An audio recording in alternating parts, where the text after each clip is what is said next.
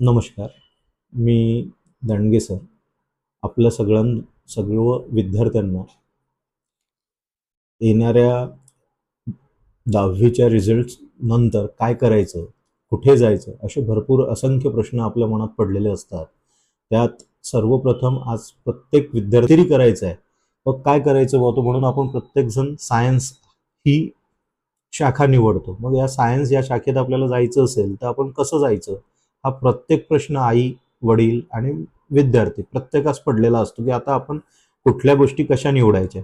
निवडत असताना आपण सर्वप्रथम आपल्या इयत्ता 10वीच्या टक्केवारीवर लक्ष देतो. पण ती टक्केवारी कुठली असते, की ज्याच्यामध्ये आपण बोर्डाने आपल्याला दिलेले जे प्रॅक्टिकलचे मार्क्स असतात, बेस्ट ऑफ फाईव्हचे पर्सेंटेज असतात, त्यालाही आपण ग्राह्य धरतो आणि तिथेच आपण चुकतो. त्याच्यामुळे कधी आपल्याला असं दिसून येईल, की जाणवेल की बा एका विद्यार्थ्याला 10वीत 90% होते, त्याच विद्यार्थ्याला 12वीमध्ये 60 to 65% पर्यंत आलेले आहेत. हे तुम्हाला नेहमी जाणवेल की बा एवढी तफावत का बरं? तर त्याचं कारण ते असते किंवा 10th मध्ये आपल्याला बेस्ट ऑफ 5 आणि प्रॅक्टिकलचे मार्क्स आपण ॲझ्युम केलेले असतात आणि त्याच पद्धतीने आपण 10वीचा अभ्यास हा 10वीमध्ये जसा अभ्यास केला तसाच आपण 11th-12thलाही अभ्यास त्याच पद्धतीने करतो. तर आता जर समजा आपल्याला 11th-12thमध्ये अभ्यास करायचा असेल तर त्यासाठी आपल्याला ही बेस्ट ऑफ 5 आणि प्रॅक्टिकलची मार्क्स आपल्याला भेटलेल्या पर्सेंटेजमधनं कमी करावे लागतील आणि जी मार्क्स आपली पर्सेंटेज उरेल ते आपलं ओरिजिनल पर्सेंटेज असेल आणि त्याच्यानुसार आपल्याला डिसाईड करावं लागेल की आता मी पुढे अभ्यास किती करावा आणि कुठल्या सब्जेक्ट्सवर मी फोकस करायला पाहिजेत आणि मला जायचं कुठे आहे. मग आता आपल्याला जायचं असेल तर आपल्याला त्या आपल्यासमोर दोन प्रकारच्या पद्धती येतात किंवा आता आपल्याला दोन कॉम्पिटेटिव्ह एक्झाम्स आहे, एक नॅशनल लेवलची आणि एक स्टेट लेवलची. मग नॅशनल लेवलला काय जेई, नीट या दोन एक्झाम्स आपल्या समोर येतात. तर जेई मध्ये पण सुद्धा दोन पार्ट पडतात, एक मेन आहे, ॲडव्हान्स आहे. मेन थ्रू तुम्ही कुठल्याही गव्हर्नमेंट इंजिनिअरिंग कॉलेजला ॲडमिशन घेऊ शकता. त्याच पद्धतीने ॲडव्हान्स एक्झाम जर तुम्ही पास केले तर तुम्ही IIT कॉलेजेसला तुम्हाला ॲडमिशन भेटते. पण आता या सर्व सर्व कॉलेजेसमध्ये आपल्याला जायचं असेल तर त्यासाठी आपल्याला नीट आणि जेईची तयारी करावी लागेल. नीट म्हटलं तर मेडिकलकडे जातो आपण. आता आपल्याला ठरवावं लागेल की बाबा आपल्याला 11th-12thमध्ये कुठला अभ्यास आपण केला पाहिजे आणि कसा आपण अभ्यास करायला पाहिजे.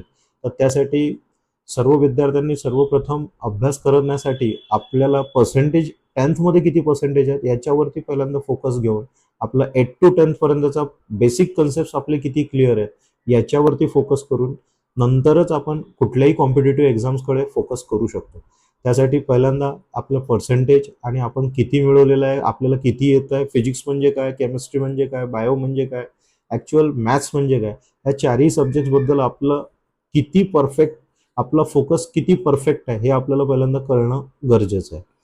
त्यासाठी तुम्ही लोक जेव्हा 10th मधनं पास आउट होता त्यानंतर तुम्ही एक प्रयोग म्हणून एक काम करायला हवं की आपण मॅथ्सचा पेपर सोडवलेला असेल तर तो मॅथ्सचा पेपर परत एकदा तुम्ही सोडवून पहा, म्हणजे तुमच्या लक्षात येईल की आपण मॅथ्समध्ये किती परफेक्ट आहे. सायन्सचा पेपर एकदा सोडवून पहा, तेव्हा तुमच्या लक्षात येईल की आपण सायन्समध्ये किती परफेक्ट आहे. कारण असं की आपण जेव्हा 10th स्टँडर्डचे पेपर सोडवतो तेव्हा आपल्याला भेटलेले मार्क्स आणि त्याच्यानंतर मार्क्स भेटल्यानंतर आपण तेच पेपर काही दिवसांच्या गॅपमध्ये सोडवण्याचा प्रयत्न केला तर आपल्याला त्या त्या पद्धतीने ते सोडवता येणार नाही. म्हणजे आपण जो काही अभ्यास केलेला असतो तो फक्त परीक्षेपुरता असतो आणि इयत्ता 11th-12th नंतर ज्या कॉम्पिटेटिव्ह एक्झामला आपल्याला फेस करायचं असतं त्यावेळी आपल्याला तात्पुरता अभ्यास चालत नाही, तो स्किल्ड ओरिएंटेड अभ्यास करावा लागतो. त्यासाठी आपण सगळ्यांनी सर्वप्रथम आपला प्रत्येक सब्जेक्ट्समधला फोकस हा निरखून पाहायला पाहिजे की आपल्याला खरंच फिजिक्स 10thला असताना काय येत होतं, किती येत होतं, केमिस्ट्री आपल्याला खरंच त्यावेळी आपलं सर शिकवायचे त्यावेळी आपल्याला ते समजत होतं का, मॅथ्समधले आपले प्रत्येक कन्सेप्ट, प्रत्येक फॉर्म्युलाज, कन्सेप्ट हे क्लिअर आहेत का. तर जर त्या गोष्टी आपल्याला क्लिअर असतील किंवा क्लिअर नसतील तर 11th-12thमध्ये आपल्याला त्या गोष्टी आवर्जून क्लिअर कराव्या लागतील. आणि सगळ्यात महत्त्वाचं म्हणजे आपण जी काही कोचिंग निवडतो त्या कोचिंगवर सर्वच डिपेंड असतं असं नाही. कोचिंग हा एक आपल्याला गाईडलाईन करणारा एक कंटेंट आहे. त्या कंटेंटनुसार तो कंटेंट आपण कसा यूज करायचा हे आपल्याला शेवटी आपल्यालाच ठरवायचं असतं. पण आपण काय करतो, सर्व कोचिंगच्या आणि त्या कोचिंग करणाऱ्या सरांवरती सर्व डिपेंड करतो आणि तिथे सरांसोबत आपण एक महत्त्वाची गोष्ट नेहमी करायला लागत असते, ती म्हणजे आपल्याला खरं बोलायचं असतं. पण प्रत्येक वेळी प्रत्येक विद्यार्थी हा सरांसोबत खोटाच बोलतो. जेव्हा त्याला आवर्जून सर विचारतात तुला समजलं काय, त्यावेळी त्याचं उत्तर असतं हो समजलं. पण हो त्याला मनातून ते गोष्ट समजलेलीच नसते तरी तो त्या सरांसोबत हो समजलं अशा पद्धतीने खोटा बोलतो आणि प्रत्येक गोष्ट तो कॉम्प्लिकेटेड करून ठेवतो. अशा बऱ्याच गोष्टी आहेत किंवा ज्या कोचिंगमध्ये आपल्या हातून सुटतात किंवा आपल्याला समजलेलं नसतानाही आपण खूप वेळा खोटं बोलतो की हो समजलं, म्हणून आपल्याला येणाऱ्या प्रत्येक कॉम्पिटिटिव्ह एक्झाम मधल्या छोट्या छोट्या प्रश्नांमुळे एमसीक्यू सॉल्व्ह करताना त्रास होतो. त्यासाठी मी तुम्हा सर्व विद्यार्थ्यांना एवढंच सांगेल की बा ट्युशन्स असो, कोचिंग असो, प्रत्येक कोचिंग हे रेग्युलर आणि कोचिंगला गेल्यानंतर नेहमी खरं बोलावं. शिक्षकांवर हा तुमचा विश्वास आणि शिक्षकांसोबत तुमचं सातत्य म्हणजे खरेपणा हाच तुम्हाला तुमच्या येणाऱ्या स्पर्धा परीक्षांमध्ये उत्तम मार्क उत्तम म्हणजे उत्तम उत्तम मार्कांसाठी योगदान करेल. अथवा तुम्ही जेव्हाही कुठल्याही शिक्षकांसोबत खोटे बोलाल किंवा नाही मला समजलं, नाही समजलं तरी समजलं म्हणाल, तर तुमच्या हाताने तुमचं यश हे अपयशांमध्ये रूपांतरित होईल. त्यासाठी माझं प्रत्येक 10वी नंतर 11वी-12वी सायन्स घेऊ इच्छित असलेल्या सर्व विद्यार्थ्यांना एवढंच सांगणार राहील की त्यांनी कोचिंग कुठलंही निवडा.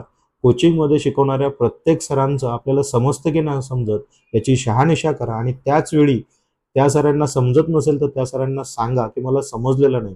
पण जर ती गोष्ट समजत नसेल तर ती आपल्याला का समजत नाही याचाही विचार योग्यरित्या करून ते योग्यरित्या करा. तरच तुम्ही येणाऱ्या या जेवढ्याही कॉम्पिटिटिव्ह एक्झाम्स आहेत त्या तुम्ही इझिली क्रॅक करू शकाल. अदरवाईज तुम्हाला अपयशालाच सामोरे जावं लागेल.